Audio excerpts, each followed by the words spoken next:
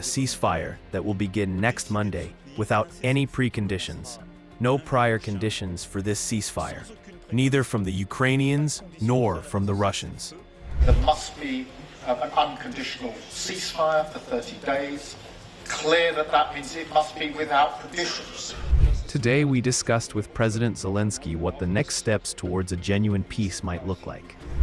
In a powerful show of unity, leaders from the UK, France, Germany, and Poland gathered in Kyiv today, alongside Ukrainian President Volodymyr Zelensky, to demand Russia agree to an unconditional 30-day ceasefire starting Monday.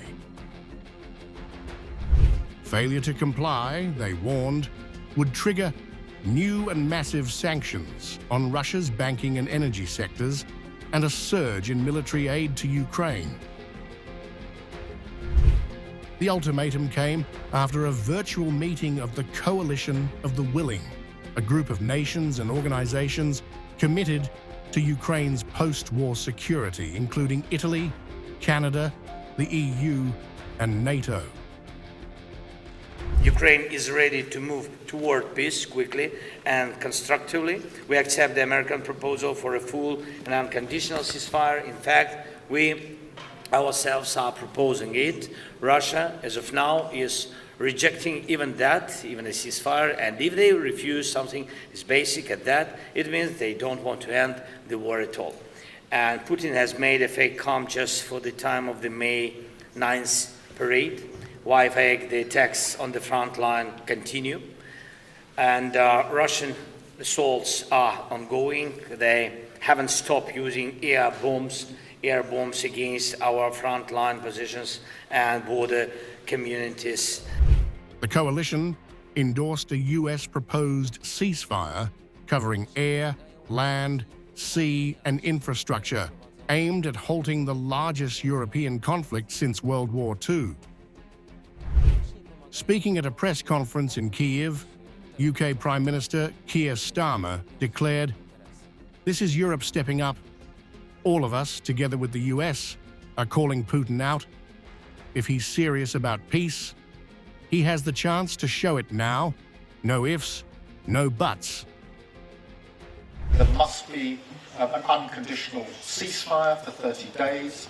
Clear that means it must be without conditions, because Putin's response to the call for an unconditional ceasefire is to say, well, I could do a ceasefire, but with conditions on it. So we've been really clear today in rejecting that. French President Emmanuel Macron emphasized the stakes, calling Ukraine the beating heart of Europe, and warning that the conflict threatens the future of our principles and collective security.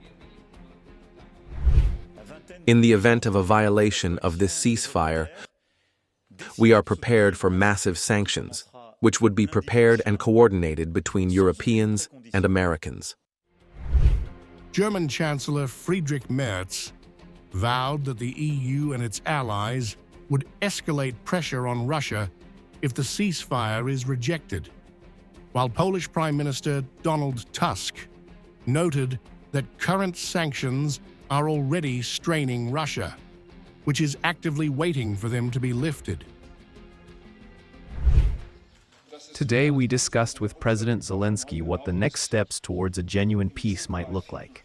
The first step beyond the ceasefire at the weekend must be a 30-day ceasefire from Monday of next week, which is honored unconditionally by Russia. It must be clear, if Russia refuses this ceasefire, a ceasefire that can be the basis for negotiations to begin immediately, then we will continue to defend Ukraine, and we will continue to increase the pressure on Russia. That too is part of today. Zelensky, standing alongside the leaders, reiterated Ukraine's commitment to peace while discussing enhanced defense support, though he sidestepped questions about Germany's potential delivery of Taurus missiles. And Putin has made a fake calm just for the time of the May 9th parade, while the attacks on the front line continue. And Russian assaults are ongoing. They haven't stopped using air bombs air bombs against our frontline positions and border communities. But there were no air raid allures, which only proves, again, when Moscow wants not to kill, they can stop.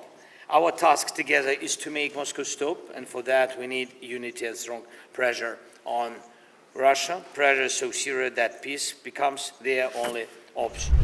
The leaders' demands follow a productive phone call with US President Donald Trump, whose special envoy to Ukraine, Keith Kellogg, publicly backed the ceasefire on X, stating it could start the process for ending the war. However, Russia has insisted that Western military aid to Ukraine must cease before it considers the proposal, a condition dismissed as unacceptable by Ukraine's allies.